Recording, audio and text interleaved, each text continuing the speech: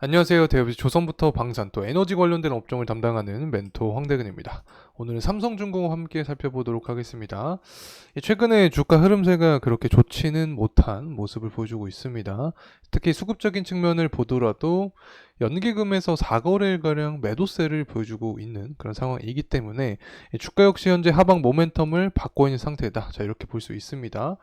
특히 이 수급적인 동향을 봤을 때 연기금과 사모펀드는 매도세가 좀 강하게 찍히고 있는 상황이지만 이 개인은 그에 반해서 매집세를 좀 보여주고 있습니다. 하지만 여기서 제가 수급적인 측면에서 시나리오를 좀 생각을 했었죠. 이 연기금과 사모펀드의 강한 매도세가 나오게 되면 이 개인 투자자들 입장에서는 공포감이 형성이 되면서 이 부분에서 이 매도세를 유발을 할 수가 있게 된다. 이렇게 설명을 드렸는데 현재 아직까지는 그래도 개인의 매집세가 남아 있는 상황이다. 이렇게 볼 수 있습니다.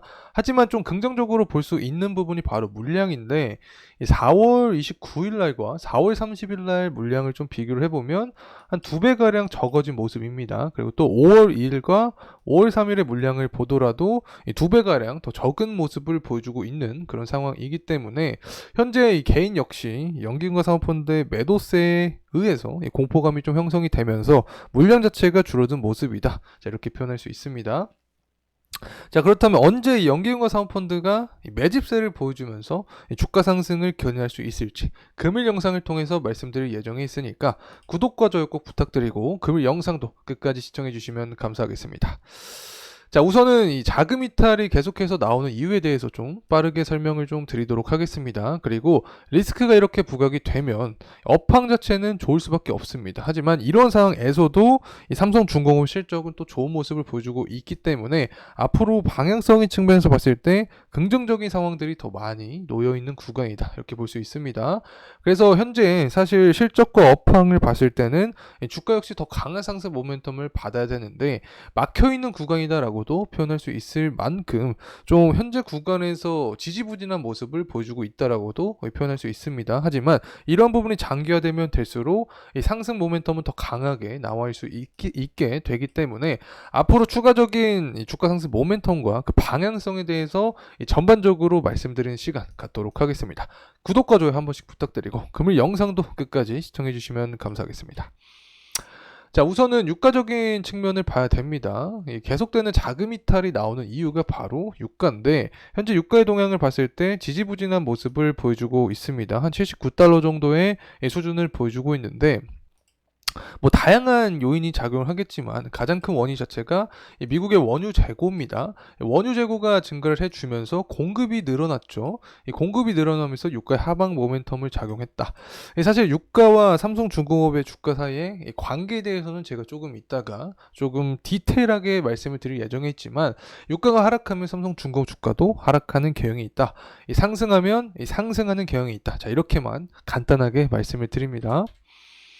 자, 그리고 리스크적인 측면이 계속해서 부각이 되고 있는 상태입니다. 이스라엘과 이란 관련된 공격 리스크가 장 시작 전부터 부각이 되었던 상태인데 사실 11월 대선 전에 이러한 리스크가 계속해서 진행될 가능성이 높다라고 설명을 드렸었죠. 특히 미국과 이스라엘이 우방국, 또 중국과 이란이 우방국이다라고도 표현할 수 있을 만큼 이스라엘과 이란 전쟁 사이에 미국과 중국 역시 껴있다라고 표현을 드렸는데 현재 미국은 42%가량 중국을 또 적으로 돌렸던 만큼 현재 이 갈등에 대한 부분이 계속해서 진행이 되고 있다. 그렇게 되면 시장 전반적인 공포가 형성이 될 가능성이 높아지고 바로 이 부분이 이 삼성중공업 주가 상승 모멘텀까지 야기할 수 있게 된다는 점 말씀을 드립니다. 또 이 한국형 화물창 SK해운 관련된 이야기가 나와주고 있습니다. 이 내용 자체가 SK해운의 한국형 화물창 적용 LNG 운반선들이 결국 폐선 수순을 밟을 것으로 전망을 하고 있다. 결국에는 설계 결함이 존재를 했었죠. 또 보냉 기능에 이상이 생기면서 배를 받아주는 항구는 없어졌습니다. 또 주요 가스 수출 국가 중에 하나가 바로 호주인데 호주에서는 이 관련 문제를 해결하기 전까지 입항 자체를 거절하겠다라고도 밝혔고 또 중동 국가들도 입항에 대한 답변을 하지 않고 있기 때문에 진퇴양난의 상황이다라고 볼 수 있는 거죠. 뭐 개인적으로 지난 영상들을 통해서도 설명을 드렸지만 가스공사의 책임이 좀 있지 않나 이렇게 보고 있습니다. 결국에 이게 세금까지 이어지는 문제인데 좀 답답한 상황이 진행이 되고 있다고 생각을 합니다. 어쨌든 뭐 소송에 대한 돈이 환입금으로 이어질 때까지 우리는 기다리면 된다. 이 부분이 실적에 반영이 될 확률이 높다. 이렇게 말씀을 드립니다. 또 친환경 선박 R&D 협업 관련된 이야기를 진행을 하려고 하는데 총 55개 과제에서 752억을 지원할 예정을 하고 있습니다. 뭐 친환경 선박을 통해서 결국에 조선사가 흑자 전환을 했기 때문에 이 부분이 핵심 메커니즘으로 작용할 수밖에 없게 되는 거죠. 그리고 또 삼성중공업 같은 경우에는 뭐 조선업 업황과 더불어서도 이 FLNG 때문에 이 목표 주가 자체를 좀 키워놓은 상태인데 일단은 수주부터 해서 고환율 그리고 이 중국을 견제한다라는 이야기가 나와주면서 이 조선 3사 전반적인 업황의 강세를 이어가고 있습니다. 특히 미국이 중국을 제재한다라는 이슈 자체가 굉장히 강력한 재료라고 설명을 드렸습니다. 반사이권점에서 삼성중공업 역시 이 주가 상승 모멘텀을 받을 수 있다. 자, 그리고 관련된 이 증권사의 리포트도 계속해서 나와주고 있습니다. 한국투자증권도 그렇고 SK증권도 그렇고 이 삼성중공 목표 주가를 상향을 했다. 자, 이런 이야기가 나와주고 있는데 일단 FLNG 단일 제품으로 봤을 때 이 삼성중공업이 이미 수주한 공사 자체가 2개다. 또 수주 예정인 공사는 이 3개이기 때문에 이를 통해서 오는 2026년부터 2029년까지죠. 이 매년 2조 원을 넘나드는 매출이 발생할 이 전망이다. 결국에 캐시카우가 계속해서 발생할 수밖에 없게 되는 거고 SK증권도 하반기부터 실적 개선세가 본격화될 것이다라는 리포트가 나와주고 있습니다. 지난 1월에 수주한 페트로나스 Z LNG죠. 이 소형 부유식 액화천연가스 생산 설비를 뜻하는데 이 4월부터 본격적인 건조에 들어가면서 연간 매출의 약 6천억 규모의 이 해양 매출이 추가될 전망을 하고 있기 때문에 전반적으로 앞으로 실적은 계속해서 좋은 방향성으로 갈 수밖에 없다는 점 말씀을 드립니다. 자, 그리고 또 연결 재무제표 잠정 실적을 좀 살펴보게 되면 이 영업이익이 전년 동기 대비해서 한 297%가량 상승한 모습을 보여줍니다. 다양한 이유가 있겠죠. 그 중에서도 원자재 가격이 안정화가 되었고 고수익 선종에 대한 매출이 반영이 되면서 전반적으로 영업이익의 강세를 보여주었다. 우리가 알고 있었던 그대로 진행이 되고 있는 상황입니다. 그래서 실적적인 부분을 조금 더 디테일하게 좀 살펴보도록 하겠습니다. 2022년부터 2024년까지만 좀 보게 되면 22년부터 23년 매출이 강하게 증가를 했고 영업이익도 증가했는데 이 당시에 당기순이익이 적자폭을 기록을 했었죠. 이 부분을 통해서 우리가 의문점이 존재했었습니다. 당기순이익이 적자를 기록한 원인이 무엇일까? 이 부분을 제가 주주총회 가서 이 관련된 사항을 해결했었죠. 일회성 비용이 많이 자리 잡혀 있었습니다. SK해운과의 소송에 대한 비용이 여기에 부각이 되었었고 그리고 또 들으신 매각 대금에 대한 이슈도 존재를 했었습니다. 어쨌든 SK해운 소송 관련된 이 환입금은 결국에 1년 안에서 3년 안으로 들어올 예정이다라고 설명을 드렸고 들으신 매각 대금 역시 1분기부터 4분기 이 사이에 실적에 반영될 예정이다라고 말씀을 드렸기 때문에 앞으로 이 실적적인 부분 우상향할 가능성이 매우 높다 이렇게 설명을 드립니다. 자, 그리고 24년의 동향을 체크를 해보면 23년과 비교했을 때 영업이익이 거의 2배가량 증가를 했습니다. 원자재 가격도 하락을 해주고 있고 FLNG 계약 건수도 계속해서 나올 전망을 하고 있기 때문에 24년의 영업이익은 이렇게 2배가량 증가한 것은 사실 타당하다라고 볼 수 있다 말씀드립니다. 앞으로 사실 업황적인 측면은 계속해서 좋아질 확률이 높기 때문에 이 삼성중공업 실적은 우려하지 않아도 된다라고 개인적으로 보고 있습니다. 어쨌든 들으신 매각 대금도 그렇고 SK해운과 이 소송 건수도 그렇고 환입이 계속해서 될 예정에 있기 때문에 실적은 우상향할 가능성이 높다 이렇게 말씀드립니다. 자, 그리고 좀 번외로 좀 설명을 드려보면 설명이 아니죠. 제가 이 삼성중공업 영상을 2번째 찍고 있습니다. 사실 영상을 한번 찍었는데 녹음이 안 돼 있어서 재차 다시 한번 영상을 찍고 있고 목소리에 힘이 만약에 빠졌다면 제가 2번째 영상을 찍고 있기 때문에 힘이 좀 빠졌다고 너그럽게 생각을 해주시면 감사하겠습니다. 여러분의 구독과 좋아요가 진짜 꼭 한번 필요한 순간입니다. 한 번씩 눌러주시면 감사하겠습니다. 자, 그리고 LNG 운반선 관련된 이야기인데 사실 LNG 운반선 계약도 2월 달에 진행했습니다. 하지만 15척에 대한 부분이 이 주가에는 반영이 되지 않아서 굉장히 아쉬웠던 순간이 있다. 이렇게 말씀을 드렸는데 이제 업황의 강세가 찾아오고 실적적인 부분도 부각이 되면서 후속적으로 기사가 나오고 있다. 우리가 예상했던 대로 진행이 되고 있다. 이렇게 말씀을 드립니다. 또 FLNG 관련된 이슈도 나와주고 있죠. 캐나다 시더부터 해서 페트로나스까지 예상한 이 범주에서 그대로 움직여주고 있습니다. FLNG 같은 경우에는 결국에 해양 플랜트와 관련이 있고 해양 플랜트는 유가와 관련돼 있고 현재 고유가가 지속이 되면 될수록 이 부분이 결국에 이 고수익과 연관이 되고 이 고수익 자체는 실적과 연관이 될 수밖에 없기 때문에 결국에 주가 상승 모멘텀까지 이어질 수 있다는 점 말씀드립니다. 자, 이제 FLNG 이야기를 했기 때문에 고유가를 말씀을 드릴 수밖에 없게 되겠죠. 파란색이 유가고 보라색 선이 이 삼성중공 주가입니다. 이 파란색 선이 상승할 때 보라색 선도 상승하는 경향이 있다. 또 하락할 때 하락하는 경향이 있다. 자, 이거를 통해서 우리가 볼 수 있는 점이 하나 존재를 하죠. 이 유가와 삼성중공 주가는 비례 관계에 있다는 점을 좀 파악을 할 수 있습니다. 그래서 앞으로 유가의 방향성에 따라서 삼성중공 주가도 변동성이 존재할 수 있다. 특히 유가는 앞서서 말씀드렸지만 고유가가 형성이 되면 FLNG와 관련이 있다라고 설명을 드렸기 때문에 더 직접적인 영향이 있습니다. 물론 다른 조선주도 유가가 상승하게 되면 LNG 수요가 증가하기 때문에 주가도 상승 모멘텀을 받을 수밖에 없게 됩니다. 어쨌든 이러한 측면에서 삼성중공업이 조금 더 직접적인 영향을 받을 수밖에 없다는 점 다시금 말씀드립니다.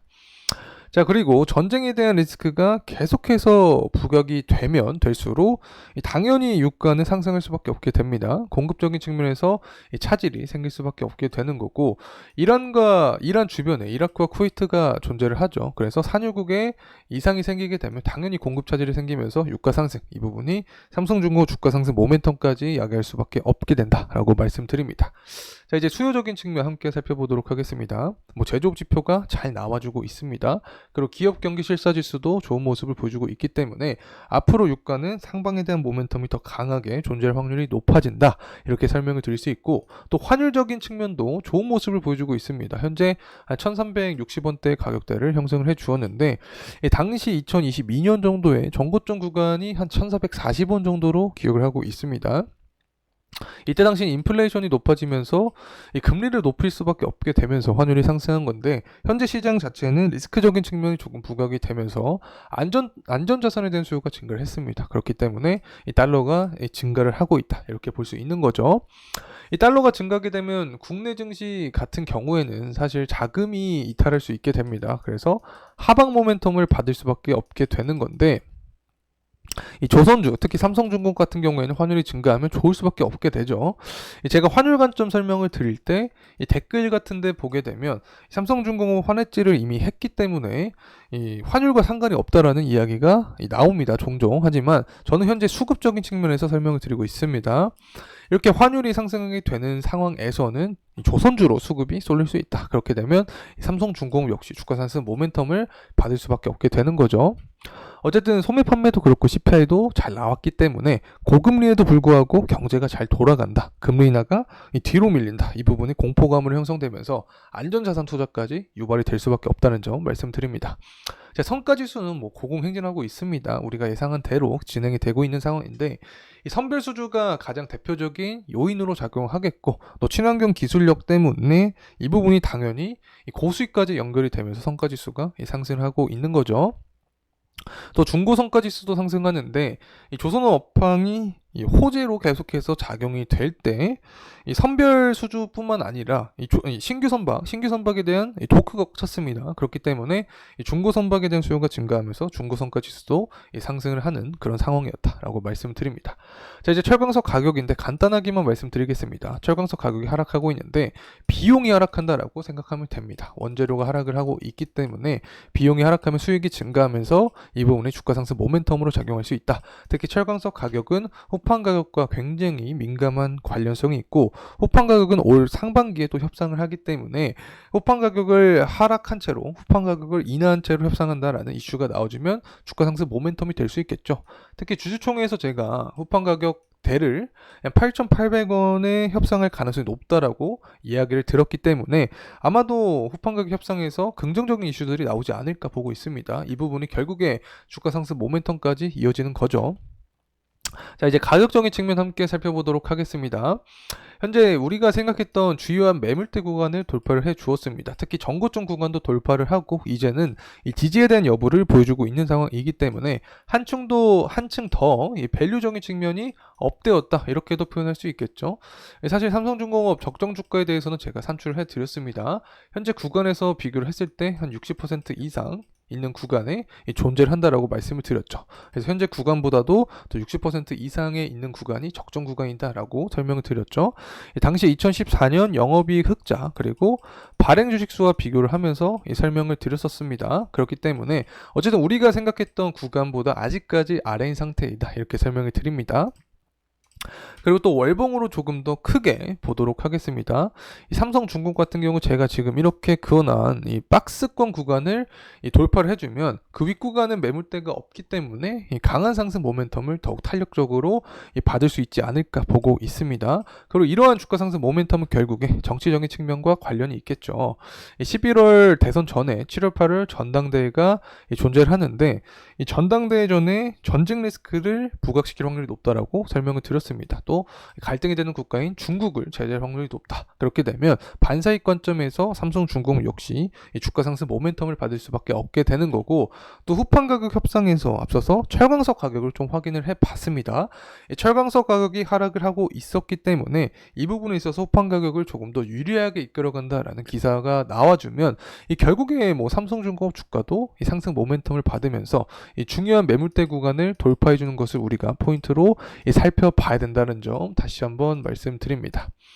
자, 이렇게 금일 삼성중공업에 대한 영상 진행을 해봤는데 정말 우여곡절이 많이 존재를 했습니다. 이 영상을 진행하기 전에 한 번 더 영상을 한 22분가량 나왔습니다. 지금보다 더 긴 시간 동안 촬영을 했는데 이 녹음이 안 되는 바람에 제가 다시금 영상을 현재 진행을 하고 있는 상태다라는 점 말씀을 드립니다. 그래서 목 상태도 좀 좋지 않은 상태에서 진행을 했고 시간도 조금 다급하게 빠르게 끝낸 것 같은데 아무쪼록 어쨌든 여러분께 제일 빠른 그리고 정확한 정보를 항상 제공하기 위해서 노력을 하고 있다는 점 다시 한번 말씀드립니다. 자, 이상으로 금일 영상 마무리하도록 하겠습니다. 금일 시간이 도움이 되셨다면 구독과 좋아요 부탁드리겠습니다. 감사합니다.